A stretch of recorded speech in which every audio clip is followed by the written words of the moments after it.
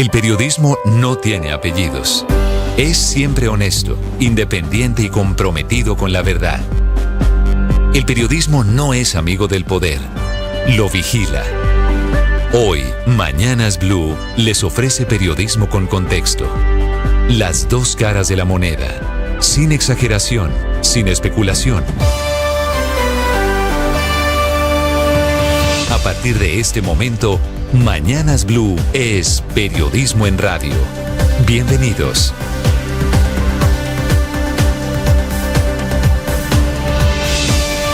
Bienvenidos, muy buenos días, 6 de la madrugada, 40 segundos. Hoy es miércoles, amanece en Colombia.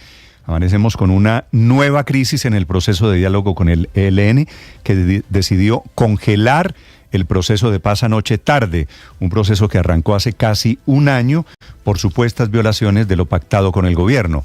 El motivo de esta crisis es la instalación de una mesa de diálogo regional en Nariño, un tema que parece menor, pero el ELN declara el congelamiento y llama a consultas, así es la expresión que ellos utilizan, llaman a consultas a sus delegados, a sus negociadores que están en Cuba, alegando que el gobierno les está haciendo conejo. Ya les vamos a contar qué hay de fondo, porque el ELN venía dando pasos adelante, venía liberando secuestrados. Responde de inmediato en una emergencia, en una reunión de emergencia que hubo anoche en la Casa de Nariño, el gobierno colombiano, diciendo tarde que la crisis esta del ELN de hoy es innecesaria, que prolonga la confrontación y la violencia en Colombia y que le quita la confianza y legitimidad, es cierto, a lo que venía haciendo el ELN. Con esta crisis queda en veremos, por supuesto, qué es lo grave, el tema del cese al fuego que estaba pactado hasta el mes de julio de este año.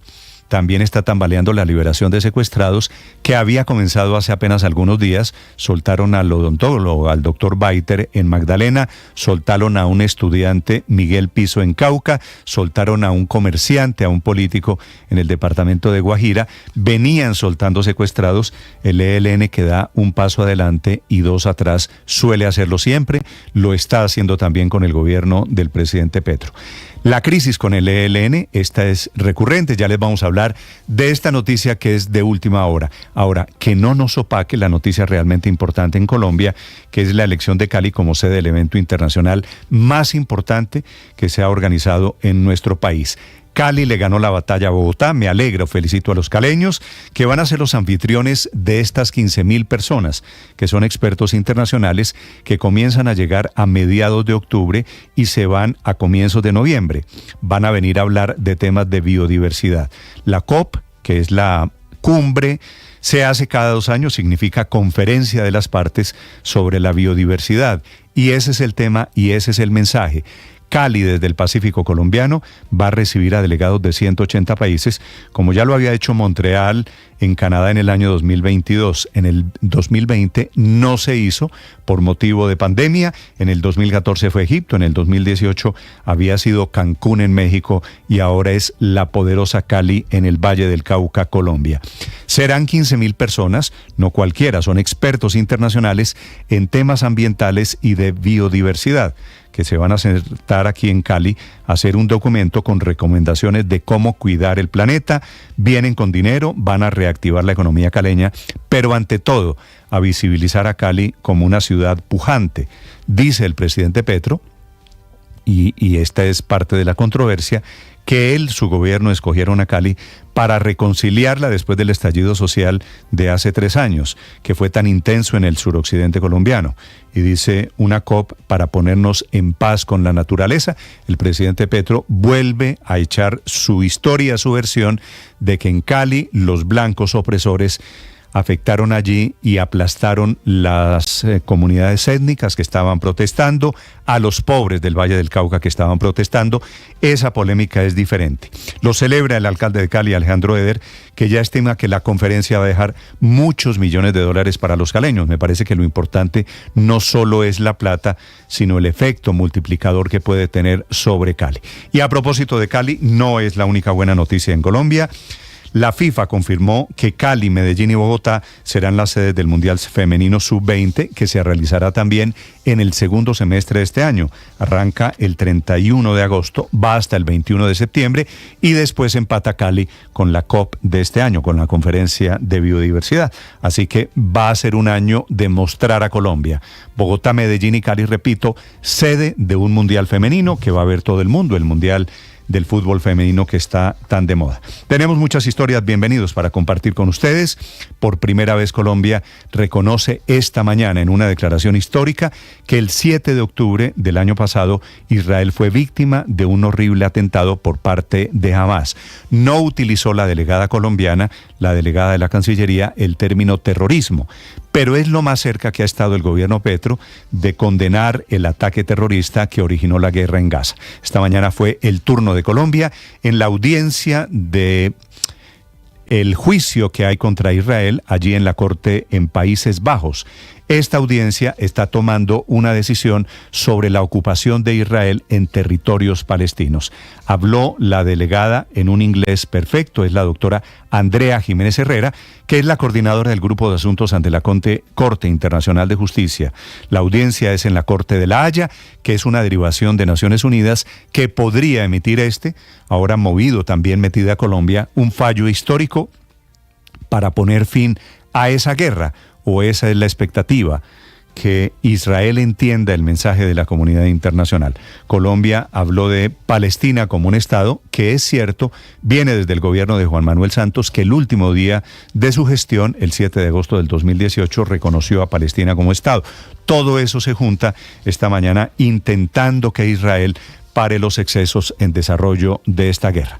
A propósito de geopolítica, el presidente Petro se solidariza en público con su colega, el presidente de Brasil, al que declararon persona no grata en Israel. El presidente Lula acusó a Israel de estar emulando el genocidio del nazismo en la Segunda Guerra Mundial. El presidente Petro tiene la misma teoría y amanece hoy pidiéndole a toda América Latina que se una para que cese la violencia en Palestina.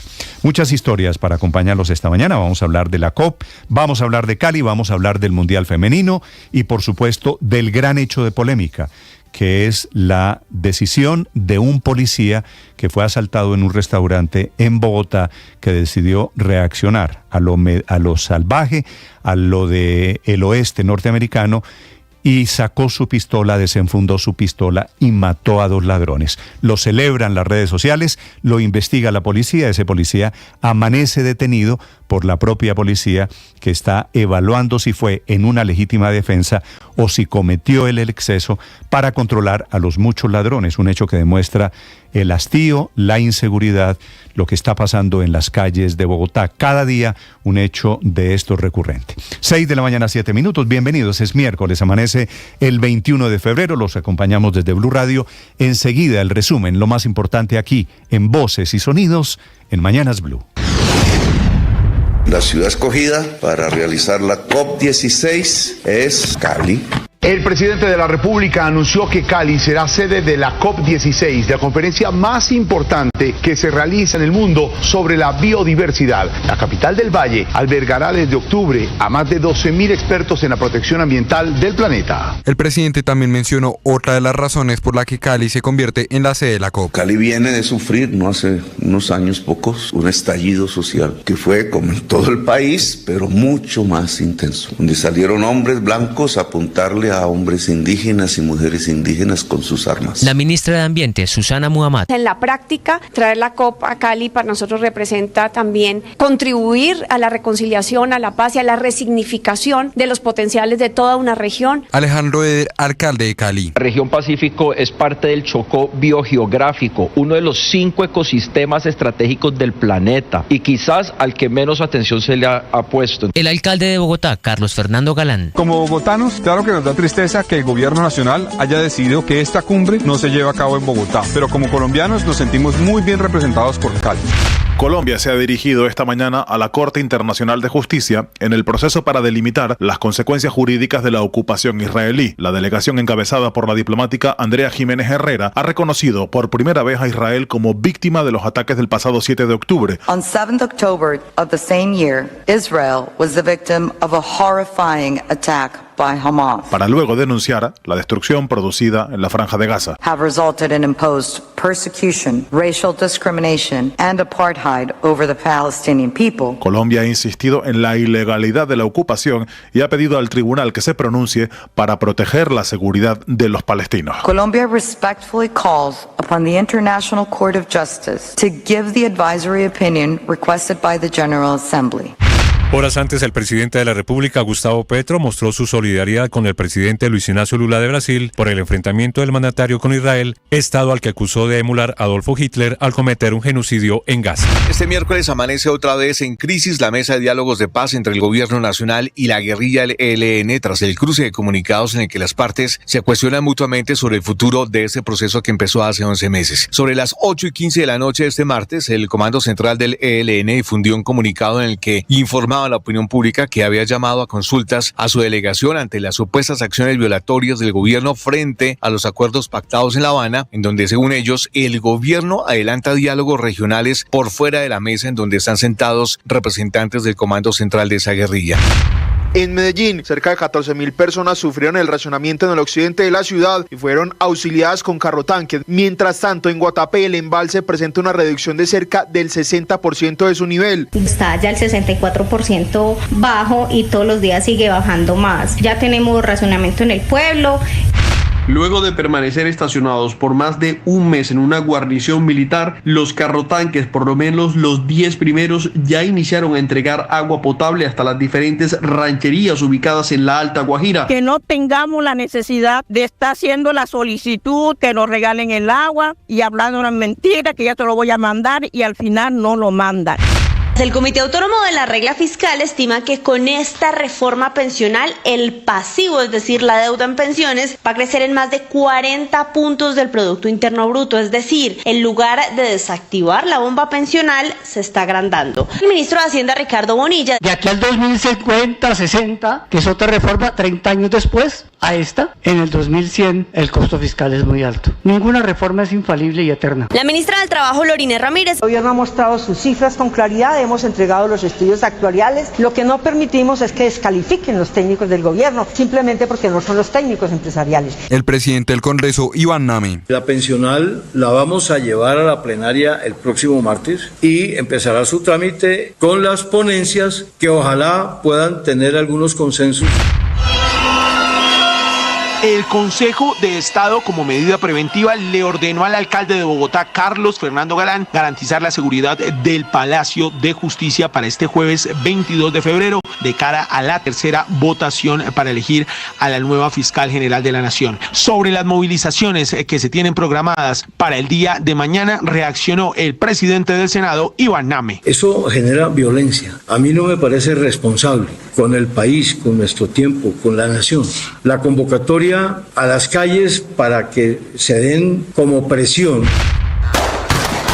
En video quedó grabado el momento exacto en el que dos presuntos ladrones fueron asesinados por un policía en Retiro que se encontraba almorzando con una mujer. Al entrar al sitio a cometer el hurto, según las autoridades, uno de los delincuentes se encontró de frente con un policía en Retiro, quien reaccionó sacando su arma de fuego con salvoconducto y disparándole a los dos delincuentes que se movilizaban en una motocicleta. El general Daniel Gualdrón es comandante de la policía de Bogotá. Hay un intercambio de disparos, el presunto delincuente cae en la parte exterior del establecimiento lesionado donde posteriormente fallece.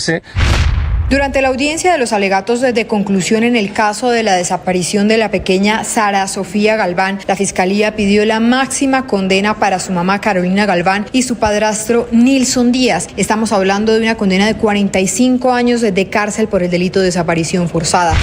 Pierre García, exdirectivo del Departamento de Prosperidad Social, no irá por ahora a la cárcel, pese a las peticiones de la Fiscalía de emitir incluso una circular de Interpol para que regresara al país. García ya fue imputado en medio de la investigación por su presunta participación en una organización criminal que direccionó contratos del Estado con recursos públicos para beneficiar a congresistas y a contratistas que eran cercanos a él.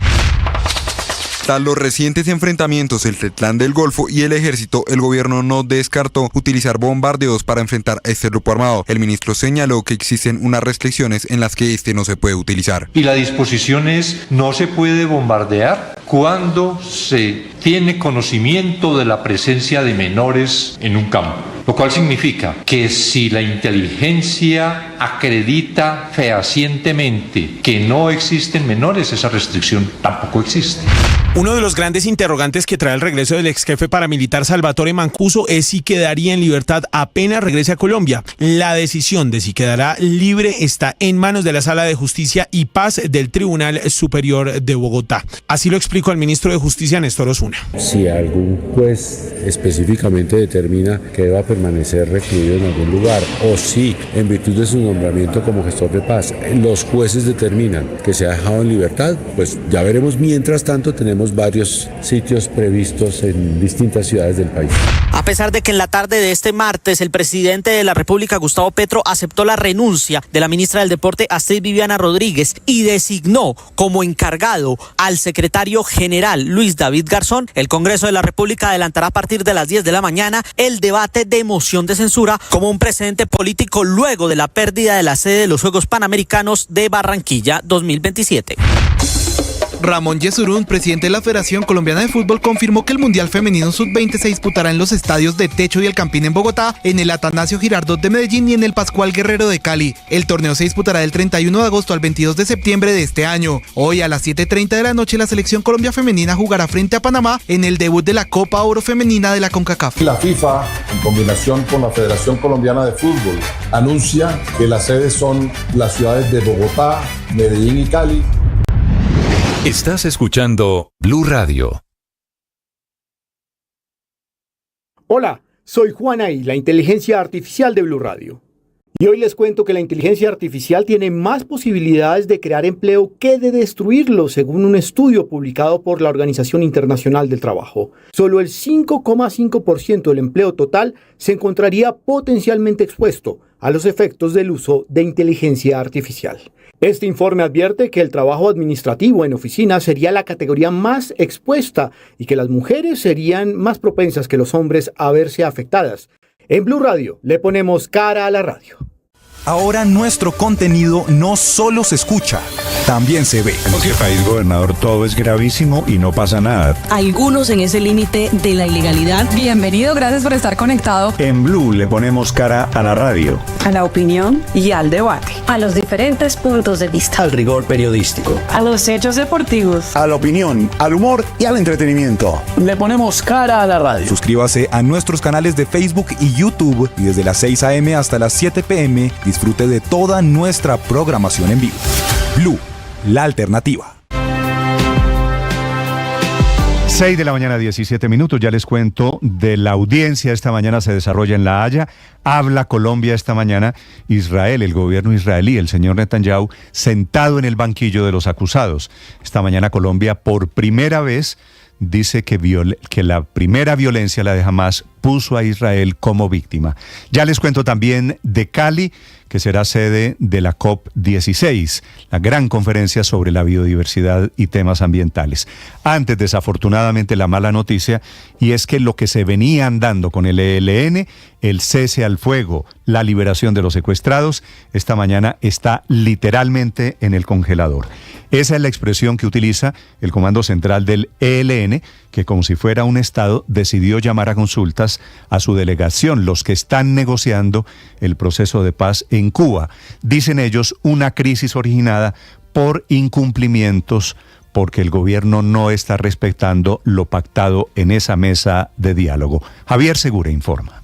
Néstor, buenos días. Este miércoles amanece otra vez en crisis la mesa de diálogos de paz entre el gobierno nacional y la guerrilla del ELN. Esta vez el punto de la discordia serían las supuestas acciones violatorias de los acuerdos pactados en la mesa de conversaciones en La Habana, Cuba, durante el 6º ciclo de conversaciones. Concretamente, la instalación de una mesa de diálogo territorial en el departamento de Nariño. El gobernador Luis Alfonso Escobar había confirmado aquí mismo que en la primera semana del mes de marzo se instalará esa mesa de diálogo regional con la guerrilla. Sí, vamos a empezar ese diálogo con el ELN y esperamos que los otros grupos que ya han manifestado su aceptación de estos diálogos regionales, como la segunda Marquetalia, también podamos hacer esa mesa de negociación, esa mesa de diálogo para la transformación territorial.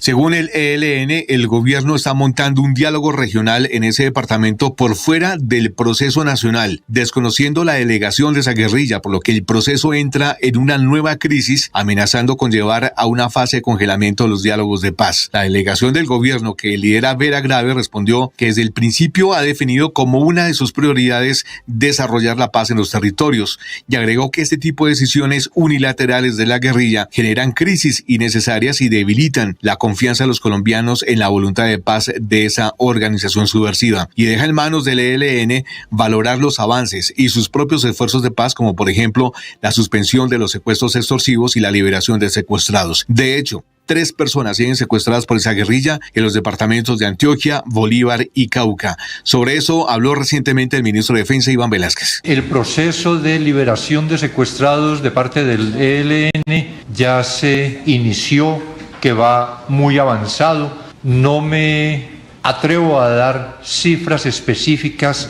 Este cese al fuego entre el gobierno y la guerrilla del ELN ha tenido altibajos, sobre todo por los paros armados declarados por el ELN en el departamento de Chocó y los choques de esa guerrilla con tropas del Ejército Nacional. El general Helder Giraldo, comandante de las fuerzas militares. Es una serie de acciones, de operaciones militares para impedir que la población civil sea la afectada a través de esta amenaza que se configura como persistente. Para la delegación de paz del gobierno nacional, las conductas que asuman los frentes de guerra ante iniciativas como la del gobernador del departamento de Nariño no dependen ni son inducidas por el gobierno nacional, como cree la guerrilla, que calificó los acercamientos regionales como un montaje que lleva a una nueva crisis de los diálogos que empezaron hace 11 meses. Javier Segura, Blue Radio. Javier, gracias. 6 de la mañana, 21 minutos. No debería ser sorpresivo. Es lo mismo que ha hecho el ELN siempre. En los enésimos procesos de paz, siempre saboteados por el mismo ELN. No importa si el gobierno Pastrana era conservador o Petro es de izquierda. En todos los gobiernos, siempre que hay un proceso del ELN, siempre el ELN termina creando estas crisis.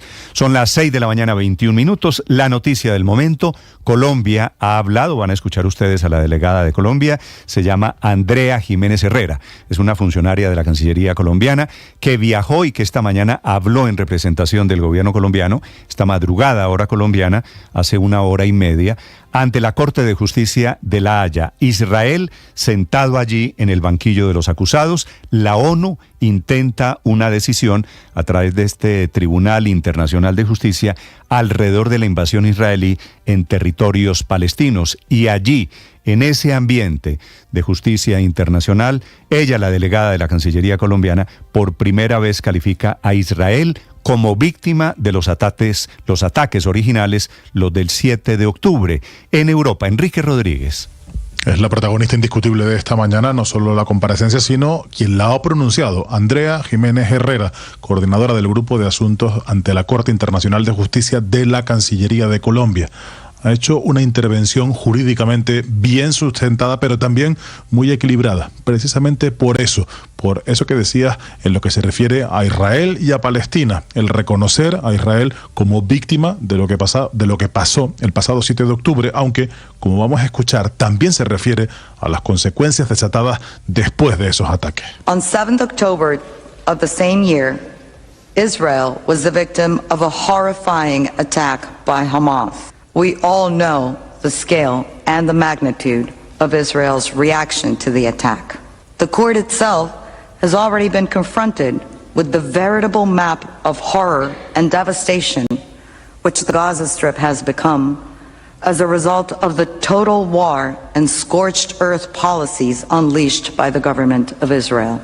Mapa del horror, política de tierra quemada, se refiere así a la respuesta israelí a los ataques del pasado día 7. Pero no crean que esto o lo que se está hablando en la Corte Internacional de Justicia está exactamente relacionado con los ataques del pasado 7 de octubre. En realidad, la Corte Internacional de Justicia de lo que está hablando o de lo que está intentando hablar es de las consecuencias legales derivadas de las políticas y prácticas de Israel en el territorio palestino ocupado y de las consecuencias legales que tienen esas prácticas. Así que eso de lo que se habla del pasado 7 de octubre es algo accesorio, aunque evidentemente es significativo e importante para comprender todo lo lo que está pasando. La delegación colombiana ha vuelto a apostar por la solución de los dos estados, aunque si bien esa solución sabemos que ahora mismo prácticamente se puede decir no está sobre la mesa. On the basis of international law and with the purpose of the establishment of a fully viable Palestinian state existing side by side with Israel and its neighbors, fostering peace and security in the region. Un Estado palestino completamente viable y que esté en pie de igualdad con su vecino Israel y con todos sus vecinos árabes. Eso se ha convertido prácticamente en una quimera. Nadie sabe muy bien cómo alcanzar ese objetivo, incluso dentro desde Palestina a Israel. Parece esa posición cada vez más lejana que nunca. En lo que sí Colombia ha sido contundente ha sido en condenar la ocupación, en calificarla de absolutamente ilegal, de contraria a la legalidad internacional. Y ha vuelto a repetir la delegación colombiana una palabra que resonó con particular fuerza en las últimas horas por boca del representante de Sudáfrica. La palabra es apartheid. And consequently, its policies and practices in furtherance of that occupation have resulted in imposed persecution, racial discrimination, and apartheid over the Palestinian people. Persecución, discriminación racial sobre los palestinos, lo que en conclusión es un apartheid. Así que a la Corte Internacional de Justicia le han pedido que haga caso al mandato realizado por parte de la Asamblea General de las Naciones Unidas y que se pronuncie. Cuando llegue ese pronunciamiento será dentro de unos cuantos meses, no será un pronunciamiento inmediato. Estamos ahora mismo en la tercera de las 6 jornadas que se van a vivir en La Haya, donde diversos países se pronuncian frente a ese tribunal para pedirle un pronunciamiento, y eso es lo que ha pedido finalmente el gobierno colombiano a través de su representante, que haya un pronunciamiento que diga algo la Corte Internacional de Justicia. Gracias, Enrique. 6 de la mañana, 26 minutos. Esta mañana Cali amanece con todas las razones en modo celebración, porque dentro de casi 7 meses comienzan a llegar allí delegados internacionales de 180 países participar en la COP16, que es el nombre de esta conferencia sobre biodiversidad. La han realizado otros países del mundo. Quiere decir, Cali va a ser visible ante el mundo. No solo va a recibir el dinero, la plata de los turistas, sino Cali vuelve a cierto nivel de reivindicación histórica. El presidente Petro termina asociando lo de Cali, la elección de Cali por encima de Bogotá, con el estallido social de los paros de hace 3 años. Desde Cali a esta hora, un caleño, Hugo Mario Palomar.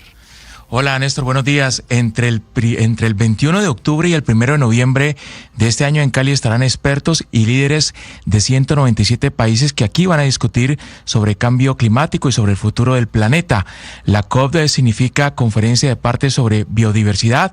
Se celebra cada 2 años y su última edición, la COP15, fue en Montreal, Canadá. Allí los países se comprometieron a impulsar un plan para conservar los suelos y los océanos del planeta para el año 2030. La COP16 de Cali va a discutir cómo desarrollar dicho acuerdo. El presidente Gustavo Petro anunciando la sede de la cumbre para la ciudad de Cali. Cali viene de sufrir, no hace unos años pocos, un estallido social que fue como en todo el país, pero mucho más intenso, donde salieron hombres blancos a apuntarle a hombres indígenas y mujeres indígenas con sus armas, donde la violencia pululó en hechos que todavía incluso desconocemos en la investigación judicial más profunda, donde la juventud negra fue asesinada, donde jóvenes indígenas fueron apresados. Las discusiones entre líderes asistentes a esta cumbre deberá dejar como resultado un texto final adoptado por consenso con políticas para avanzar en la lucha contra la crisis climática. Se hablará en esta cumbre sobre invertir en biodiversidad, combatir la deforestación, cómo reducir el impacto de pesticidas, cómo fomentar la agricultura sostenible y sobre muchos temas más. La ministra de Ambiente de Colombia, Susana Mohamed.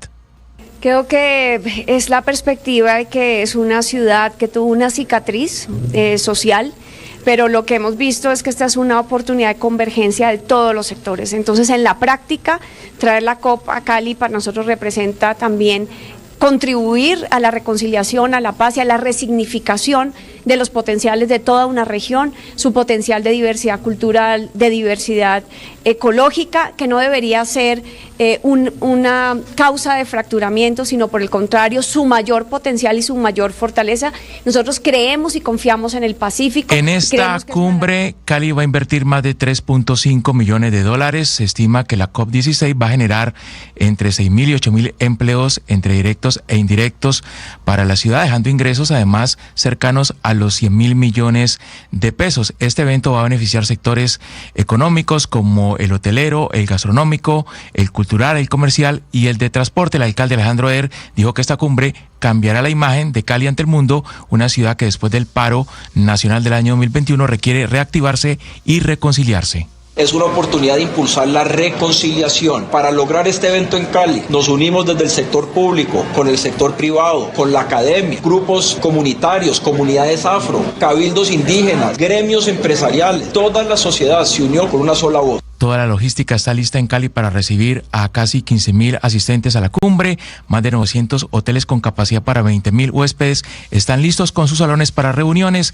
El presidente de la Cámara de Comercio de Cali, Luis Fernando Pérez.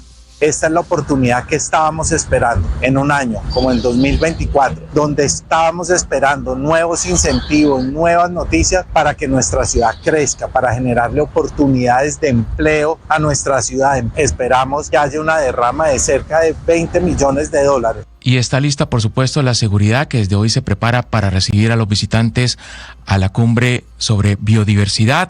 En Cali también se disponen ya algunos recintos para las conferencias y las charlas entre expertos y líderes mundiales. El Centro de Eventos Valle del Pacífico en la Vía Yumbo, con un área cercana a los 76.000 metros cuadrados y capacidad para albergar a 12.000 personas, también será la sede principal de este importante evento internacional, el más importante en Colombia en los últimos años. Néstor. Camila Carvajal es periodista. Está en Mañanas Blue. 6 de la mañana, 31 minutos. Otra arista en los problemas financieros del sistema de salud. En las últimas horas, la Procuraduría empezó un seguimiento a la plata de la salud para determinar las causas de la insuficiencia de la famosa UPC y para saber qué pasaron con 1.5 billones de pesos que se han girado para la construcción de hospitales, la compra de ambulancias y la compra de los llamados equipos extramurales, aquellos requisitos médicos para visitar o atender pacientes fuera de las clínicas y fuera de los consultorios. Las preguntas las tiene la Procuradora Delegada en Salud, Diana Margarita Ojeda, que revisó esos giros que en su mayoría se hicieron a secretarías locales y departamentales, y ella encontró que en las resoluciones de inversión no aparecen ni los contratos ni la planeación de esa plata, lo que podría terminar, como dice ella, mínimo en investigaciones disciplinarias. Y hay una segunda arista en esta investigación. Ojeda, la procuradora delegada, también anunció que la Procuraduría sigue de cerca las denuncias de presiones a interventores de la Superintendencia de Salud en hospitales públicos y privados del país a los que se le ha hecho algún tipo de seguimiento. El primero en denunciar, recuerden ustedes, fue el interventor en el departamento de Chocó, que recibió presiones, dice, del gobierno para tomar decisiones que al final iban a liquidaciones, intervenciones o medidas de vigilancia contra esos hospitales y al final también contra las EPS. Estas nuevas investigaciones coinciden con el plantón de Pacientes Colombia ayer contra la reforma a la salud y coinciden con la declaración de expertos y sectores médicos, como el exministro de Salud Augusto Galán, quien cree que hoy las discusiones sobre la reforma y su conveniencia son discusiones aisladas que nadie en el gobierno ni en el Congreso parece escuchar. Paola Ochoa es periodista. Está en Mañanas Blue. 6 de la mañana, 33 minutos. Cali es Cali y lo demás es Loma. Capital del Valle, que le ganó el pulso a Bogotá y se quedó con la sede de la conferencia de la Organización de Naciones Unidas sobre biodiversidad. La COP16, Cumbre del Clima en su versión 16, que se celebra cada 2 años en el mundo. Última vez en Montreal, pero antes en Cancún, Copenhague y Bali, y que se convierte en el evento internacional más importante que se ha realizado en toda la historia de Colombia, con una asistencia de más de 13 13.000 personas, entre 12.000 y 15.000, que vendrán de 180 países entre el 21 de octubre y el 1 de noviembre a la capital mundial de la salsa y también a la campeona nacional de la biodiversidad, con una región pacífica que cuenta con más de 200 áreas protegidas, 11 parques nacionales naturales, 51.388 kilómetros cuadrados de biodiversidad y hábitat de 1.297 especies de fauna, así como de 14.000 especies de plantas. Razón que llevó al presidente Petro a escoger a Cali por encima de Bogotá, además de una deuda enorme por el estallido social, como lo recordó Alejandro Eder, alcalde de la ciudad, para quien es una oportunidad para que la región se reconcilie tras un paro nacional que dejó bloqueos, marchas, vandalismos, destruidos decenas de edificios, 70 estaciones de gasolina, 90% del mío,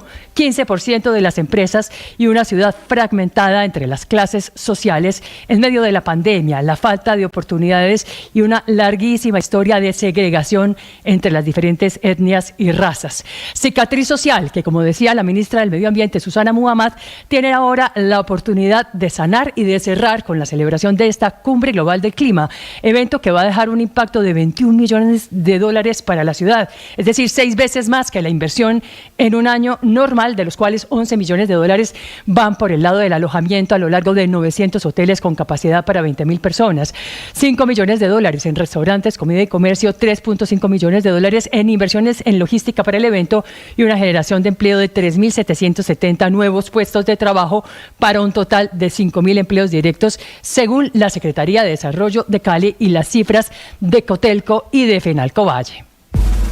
María Camila Orozco es periodista. Está en Mañanas Blue. Ya son las 6:35 de la mañana. Están corriendo las horas para que aterrice en Colombia Salvatore Mancuso, el ex comandante de las AUC. Volverá convertido en gestor de paz del gobierno del presidente Gustavo Petro tras permanecer en Estados Unidos 15 años, preso por el delito de narcotráfico. Pero ese no es el principal rol que va a cumplir Mancuso en Colombia. Hablando judicialmente, más allá de las cuentas pendientes de las deudas que tiene con la justicia, tiene varios compromisos producto de sus ofrecimientos. En primer plano está la JEP, la Jurisdicción Especial para la Paz, que le abrió la puerta en noviembre del año pasado como sujeto incorporado funcional y materialmente a la fuerza pública entre los años 1989 y 2004 y por su rol como bisagra. Viene a ampliar y a ratificar sus acusaciones en contra del expresidente Álvaro Uribe Vélez sobre el supuesto conocimiento pleno que el exmandatario tenía o tuvo sobre la operación que terminó con la masacre del Aro en Ituango en 1997. Y por supuesto, sobre la supuesta orden de quitarle el esquema de seguridad a Eduardo Díaz, que era el alcalde del Roble en Sucre, que fue asesinado en el 2003 por órdenes del exgobernador Salvador Arana, vinculado y condenado ya por la famosa parapolítica. Mancuso viene convertido en el gran trofeo de quienes aspiran sentar nuevamente en el banquillo de los acusados a Uribe por aliarse con grupos paramilitares. Es convertido Mancuso en esta oportunidad en un gran componente político. Lo que corresponde ahora es determinar si va o no a entregar las pruebas que soporten lo dicho en la JEP, lo dicho en la Comisión de la Verdad y en otras instancias judiciales donde ha hablado no solo contra Uribe, sino contra otros dirigentes políticos, ganaderos y personas que dice él estuvieron vinculados a la guerra en Colombia. Va a tener que soportar lo que está diciendo, entre otras cosas, porque de eso depende que los jueces le otorguen la libertad a pesar de las imputaciones que tiene por más de 42.000 hechos cometidos en secuestros, en masacres, en desapariciones forzadas y torturas que cometieron cuando él era el máximo comandante de las AUC. Ricardo Ospina es periodista. Está en Mañanas Blue. Son las 6:38 a.m. Detrás de la nueva crisis en las negociaciones entre el gobierno nacional y el ELN está uno de los principales temores de esa guerrilla de cara a los diálogos de paz, que es la incertidumbre sobre si existe o no unidad de mando del comando central de ese grupo armado ilegal sobre todos los frentes que tiene en el país. El detonante de este anuncio del ELN de llamar a consultas a su equipo negociador de paz y suspender los diálogos actuales con el gobierno fue el anuncio del inicio de diálogos de paz regionales en el departamento de Nariño, en los que expresaron su interés en participar los integrantes del Frente Frente Comuneros del Sur de esa guerrilla. En un video grabado en las montañas de Nariño, el máximo cabecilla de ese grupo no solamente pide pista en los diálogos regionales liderados por el gobernador Luis Alfonso Escobar, sino que advierte que si esas negociaciones son exitosas, ellos, el Frente Comuneros del Sur del ELN, estarían dispuestos a dejar las armas. Pero ese no es el único caso que ponen en entredicho la unidad de mando del ELN. Algunas personas que tienen conocimiento del conflicto aseguran que además de ese grupo, otras facciones de esa guerrilla, como el Frente de Guerra Occidental que delinque en Chocó, estarían dispuestos a participar en diálogos regionales de paz. La lógica del Comando Central del ELN los lleva a pensar que negociar con el gobierno sin la presencia de todos sus frentes de guerra los pone en una situación de desventaja y debilidad, razón por la cual desataron la crisis de esta madrugada. En el comunicado de anoche, la Delegación de Paz del Gobierno le responde al ELN de forma fuerte, advirtiendo que es su responsabilidad cada una de las consecuencias violentas que pueda tener la eventual suspensión de los diálogos, pero además les dice, palabras más, palabras menos, a esa guerrilla, que ellos son los responsables de mantener la unidad de mando y que el Ejecutivo no está promoviendo mesas regionales alternativas, ni que el ELN participe en ellas. Sin embargo, vale la pena que el gobierno explique con total claridad si hoy están autorizados alcaldes y gobernadores para adelantar negociaciones de paz con las condiciones que ellos consideren adecuadas, que puedan llevar eventualmente a la desmovilización de esas estructuras, situación que por ahora no tiene antecedentes en Colombia. En Colombia, el gobierno nacional ha sido siempre el rector de los diálogos de paz con los grupos armados al margen de la ley. Pero más allá de esas discusiones, el ELN debe honrar la palabra empeñada, es decir, debe cumplir con el cese bilateral al que se comprometió con el gobierno hasta julio de este año y debe avanzar muy rápido en la liberación de las 3 personas secuestradas que todavía tiene en su poder. Estás escuchando Blue Radio.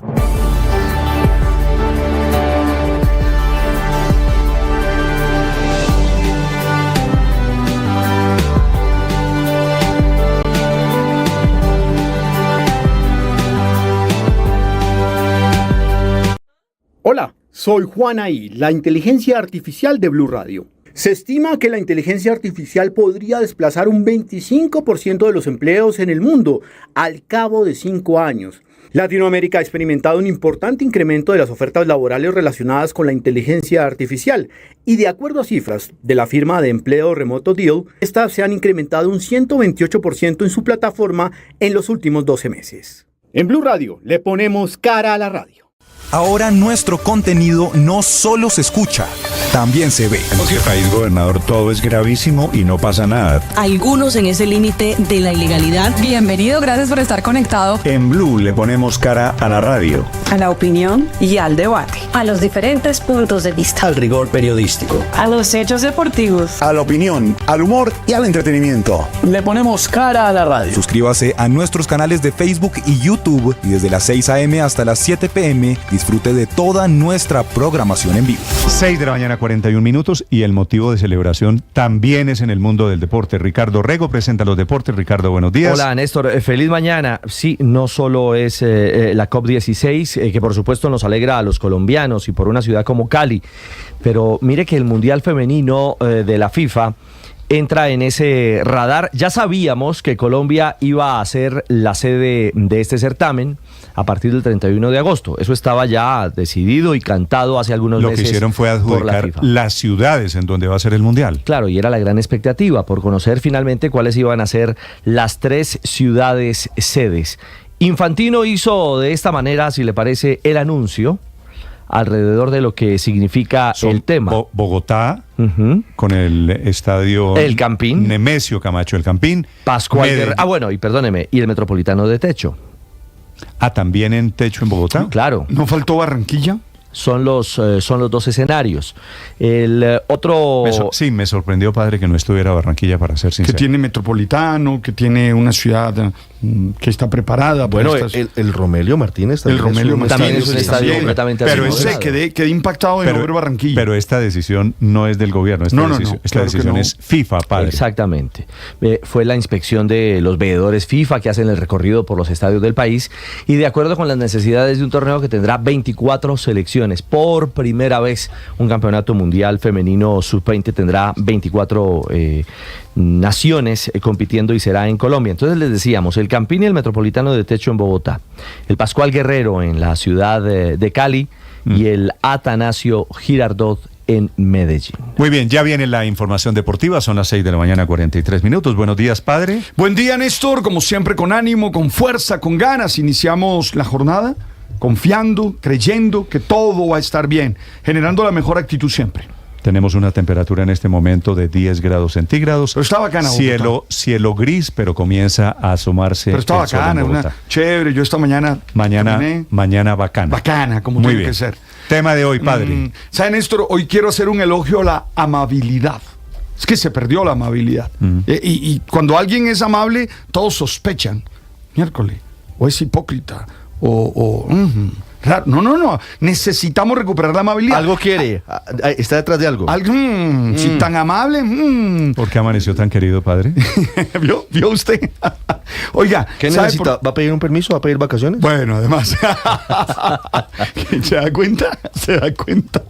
Oiga, pero además encontré un estudio que muestra que ser amable ayuda a que uno esté sano físicamente, y es normal, porque tiene las mejores emociones, porque se generan las mejores hormonas. Entonces necesitamos recuperar la amabilidad en todos los sentidos, en todas las relaciones. Ya viene el padre Linero hablando de amabilidad. Hay una noticia de última hora. Esta va a significar encarecimiento para quienes usan Rappi. María Consuelo, usted de Rappi, ¿verdad? En mi casa hay mucho Rappi, sobre todo mi hija. Yo soy menos cliente. Duraron un año negociando los sindicatos de estas plataformas digitales con el Ministerio de Trabajo, que esta mañana está anunciando un acuerdo que va a significar mejores condiciones para los rapitenderos, para los domiciliarios, pero también, por supuesto, encarecimiento de los costos. Yo lo entiendo como del servicio. Una suerte de carrera mínima para los taxistas, asimilándolo al Rappi. Es un poquito banderazo. Dependiendo las distancias, Ricardo. Si usted, por ejemplo, pide un Rappi que está cerquita de su casa, no va a ser lo mismo que si pide un Rappi que está lejos de su casa. Y es justo. Debe ser lo justo, ¿no? El límite parecen ser 4 kilómetros. Y van a cobrar, sí, como en los taxis, dependiendo las distancias recorridas. Es justo. Si al padre se antoja de algo que lo venden en el sur de Bogotá, pues que pague. Esto lo que va a hacer es, ¿qué tenemos cerca? Ahí está. Y pedimos preferiblemente. Ahora, si eso le va a llegar a los rapitenderos, no hay lío. Yo estoy de acuerdo. Si no, es que se va a encarecer. Es que todo para arriba, todo va caro, todo va caro. El acuerdo justamente es con el gobierno para mejorar las condiciones de los rapitenderos. Este acuerdo de esta mañana es histórico, lo están anunciando por un lado el sindicato se llama UNIDAP, que es la Unión de Trabajadores de Plataformas Digitales, y el Ministerio de Trabajo. César Moreno. Hola, Néstor, muy buenos días. Sí, UNIDAP es Unidad de Trabajadores de Plataformas Digitales, también el Ministerio de Trabajo y también la misma aplicación Rappi. Pues se han alcanzado importantes acuerdos sobre estas condiciones laborales en la plataforma. Vamos a revisarlos, cuáles son los puntos acordados. Se encuentra el establecimiento de una tarifa mínima, como decía Ricardo, casi que una mínima de taxi, garantizada en 3.050 pesos por cada pedido finalizado. Así también como una tarifa mínima garantizada por distancia recorrido a partir del kilómetro 4. Es decir, si usted vive en el kilómetro 5, 6 o 7, usted ya le están cobrando 3.050 por esa mínima, pero a medida que va aumentando el kilómetro, entonces le van a meter a usted 640 pesos más por kilómetro, dependiendo entonces del lugar donde usted haga el pedido. Además, se ha pactado que UNIDAP va a proporcionar a Rappi información relevante para combatir el fraude de repartidores. Usted sabe que muchos se hacen pasar, se ponen solamente la chaquetica, se ponen allá el cajón en su moto y muchos de ellos no funcionan así como Rappi, y otras situaciones que puedan afectar el funcionamiento de esta plataforma. ¿Esto qué es lo que busca? Pues fortalecer los mecanismos de seguridad, tanto para los clientes como también para los rapitenderos. Otro aspecto destacado del acuerdo es la realización de una prueba piloto de todo esto que se acordó entre en esta mesa tripartita. Y finalmente se va a reconocer a la Defensoría del Repartidor, esto se llama DAR, como un mecanismo que defiende los intereses y el bienestar de los repartidores conectados a la plataforma, tanto a nivel local como internacional.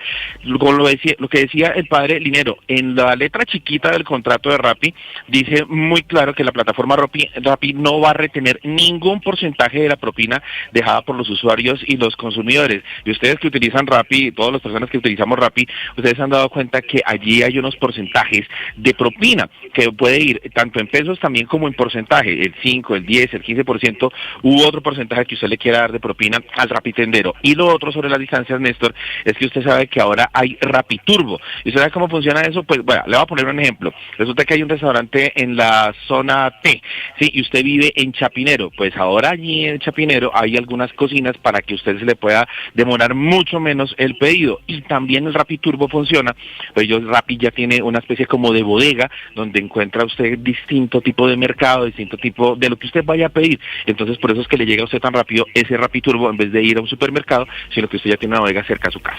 No entendí, César, lo de la propina. ¿Se mantiene la posibilidad de propina para el señor de Rappi? Claro, usted tiene la posibilidad de propina. Usted en la aplicación, apenas usted haga su pedido... Por eso, pero el tema de las nuevas tarifas no afecta a la propina. No afecta a la propina. Okay. Esto ya es como una tarifa mínima. Las nuevas tarifas son tarifa mínima garantizada, es decir, lo que usted va a cobrar, por lo menos, lo que va a cobrar, no, lo que va a pagar, padre, por cualquier pedido Rappi, son 3.050 pesos. Okay. Que comienza a crecérsele según los 640 pesos por kilómetro. ¿Por cada 4 kilómetros? No, los primeros 4 kilómetros, esa es la distancia. Están mínima. dentro del 3.050. Okay. ¿De acuerdo? Sí. Si está a 5 kilómetros, usted le agrega 640 pesos. Okay. Entonces ya el servicio no le vale 3.050, sino 3.690. Y así, entonces usted para hacer su pedido va a tener que pagar o va a tener que ver a qué distancia. ¿A dónde está? Entonces usted dice, quiero comerme una pizza, por ejemplo. Entonces, busco cuáles son los que están alrededor. O usted dice, la pizza que yo quiero es la de tal restaurante. Si tiene un antojo lejano, pague. Sí, claro, está bien, pague. Sí, eso es. Por eso, pero algo así operaba antes, ¿no? Parece bien, ¿no? Sí, suena bien. Parece bien, pero algo así operaba antes. Yo lo que creo es que quizá hay un arreglo que permite distribuir un poco el reclamo del padre entre la empresa y el distribuidor, porque yo creo que por distancia, y lo digo como usuario, porque cuando he pedido, digamos, a veces de sitios lejanos, bueno, para empezar, la plataforma le ubica a ustedes los sitios cercanos, ¿no? Digamos, usted busca un producto y la plataforma se lo busca en su zona. Perdóneme, Héctor, que en el Ministerio de Trabajo está César, que me quiere decir algo, César. Sí, Néstor, discúlpeme, ustedes encontrarán también ahí en la aplicación una cuestión que se llama Rapifavor, ¿no? Y en el Rapifavor ustedes tienen que pagar una cuota más, sí, algo más, le pueden dar una propina para que ahí sí ya no haya ningún tipo de distancia. Es decir, si usted tiene algún paquete que entregar, usted está en Chapinero y lo tiene que entregar en la autopista norte, en la autopista sur, al otro lado de la ciudad, usted le da una propina a la persona que le va a hacer ese Rapifavor, César, y lo lleva. O usted se antojó de un plato que venden en un restaurante que está a 10 kilómetros de la casa, pues o que ni siquiera está en la plataforma, Ricardo. Por eso, pero entonces, si está a 10 kilómetros, el pedido ya no le vale 3.000 y pico, sino son 10 kilómetros. Esos 6 kilómetros adicionales, 6 por 6, 36, César, incluso 6.400 pesos más. Le vale casi 4.000 pesos más. Entonces, 4.000 más 3.050, usted va a pagar por un pedido dependiendo la distancia. Quiere decir, padre, usted no puede decir, bueno, yo quiero pedir unas almojábanas a Tunja. No, porque Tunja... No, puedo hacerlo, pero pago lo que vale. Claro, exactamente. Huesos de marrano en la 1 de mayo, pues le vale más. Pero lo hace con un Rapifavor y ahí ahí usted indica, incluso el comercio puede no estar afiliado a la plataforma, sino que usted le indica a la plataforma en qué restaurante quiere que le compre, le indica dónde queda, le indica más o menos cuánto vale y van y le hacen el favor. Pero más allá de todos esos detalles, fondo, Néstor... Pero Néstor, mire, hay algo muy interesante de toda esta... Perdóneme un segundo, Luis Ernesto. En el fondo, esto quiere decir, ese tema de pedir a Rappi indiscriminadamente sin saber en dónde está el pedido... Se acaba. Creo que es lo que está pasando en este momento. Porque cuando pasa... Camila, ¿de cuántos kilómetros? Cuando pase de 10 kilómetros, ya no van a cobrar por kilómetro, sino por metro. Entonces usted dice, el capricho nos puede salir un poquito más caro y usted va a medir el valor de su capricho. Entonces, 64 pesos por metro. Y además el repartidor puede ganar una platica más si usted tiene un capricho y está dispuesto o tiene capacidad de pagarlo. Yo creo que todos ganan en esta decisión, Néstor. Pero ¿sabe qué es lo interesante? Que haya sido un acuerdo entre una organización de repartidores que, pues digamos, hoy... en principio ellos no son empleados de la plataforma. Los acuerdos de esta naturaleza solían ser entre sindicatos de empleados que están vinculados laboralmente y sindicalizados y una empresa, y parece que pues gracias digamos a la dinámica que ha tenido el ministerio, la ministra, el viceministro y por supuesto la empresa, pues lograron algo que no se ha hecho en el pasado, y es con no trabajadores o trabajadores independientes o no afiliados o no sindicalizados, lograron una negociación colectiva. Es bastante innovador, la verdad. Ahí ganaron las dos partes. Y ahora, me recuerda esto, Néstor, al acuerdo que lograron para la reforma laboral, ¿no? Luis Ernesto, aprovecho para decir, porque me están preguntando, ¿y aquí Rappi qué? No tengo ni idea, Rappi, porque este es un acuerdo entre sindicato y gobierno. Los señores de Rappi, yo me imagino que en algún momento tendrán que decir cómo se va a ejecutar esto. Eso es entre sindicato y la porque empresa. Porque convidados de piedra tampoco. No, claro, pero la compañía. Pero para encarecer el servicio. Pero además ellos reciben la plata. Ellos tienen que recibir la plata y entregársela a los rapitenderos, ¿no? Al final, la mediación de ese pago se hace a través de la plataforma. Así que la aplicación tiene que hacer la entrega, que tiene todavía preguntas. No sé si hay un fondo común y se distribuye entre todos los rapitenderos o se hace de manera individual en cada uno de los domicilios, ¿no? Ahí quedan unas dudas que vale la pena aclarar con el Ministerio de Trabajo. Rappi se queda con el 20 al 25% de cada vuelta, ¿no? De lo que se venda. No sé también si con eso ellos terminan ganando más. En cualquier caso, esto me acuerda de la conversación que teníamos hace 2 días sobre Bancolombia y Nequi, y es que de grano en grano se llena el buche. Vamos a ver cómo le sale eso, porque la gente efectivamente va a tener que coger calculadora padre, y entonces ya la hamburguesita, los primeros 4 kilómetros más 1 kilómetro más 640 pesos adicionales, de pronto ya no es tan buen negocio y le sale a usted mucho más económico, barato y rápido salir usted, caminar unas cuadras e ir a comprársela. Pero aquí esta tarifa va toda para los rapitenderos, Paola, es la aclaración. Es que funciona claro, como... Esa es la pregunta, ¿no? No, la pregunta está respondida, es para los rapitenderos. Bueno. Es como cuando usted tiene una empresa y recauda el IVA no es para usted. Si es así, yo lo veo lógico. Ahora, pero lo que dice Paola es cierto. Uno comienza a tirar número y si estoy a 3 cuadras, yo antes, yo soy mucho de Rappi, casi todos los días. Pero ahora, si está a 4 cuadras y comienza a subirse, mejor ir y hacer lo mismo.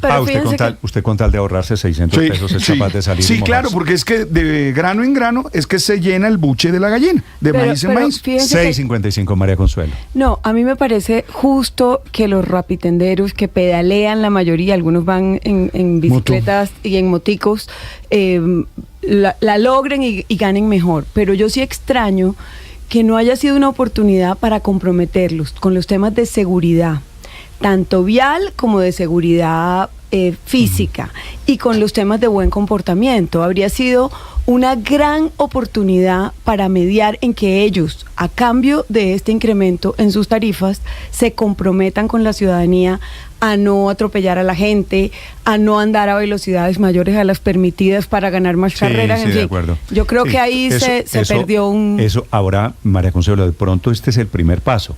Y ojalá apunte a eso. Una vez formalizados a través de este mecanismo, ahora hay que ver de pronto hay que meterlos en cintura con todo eso que usted dice, con razón. Ahora hay que ver a quienes incluye, digamos, el acuerdo, y tal vez está, pues obviamente está incluido la empresa Rappi, digamos, pero la empresa Rappi no es la única que hace distribución, ¿no?